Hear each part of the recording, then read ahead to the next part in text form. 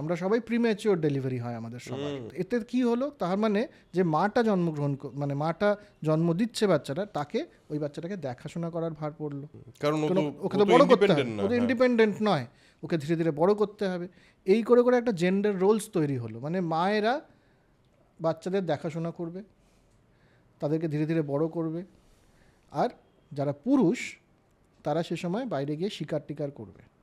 এই যে জেন্ডার রোলটা, এটা কিন্তু বিবর্তনের রোল। এই যে মায়েরা বাচ্চাদের দেখাশোনা করবে, তখন একা তো দেখাশোনা করার সময় হিংস্র জন্তু জানোয়ার সমস্ত আসছে, তাহলে কয়েকজনকে একসাথে থাকতে হবে যারা সবাই মিলে এই কাজটা করবে, এবং তাতে সোশ্যাল টাইজ বানানোর প্রয়োজন, বন্ধুত্ব করার প্রয়োজন।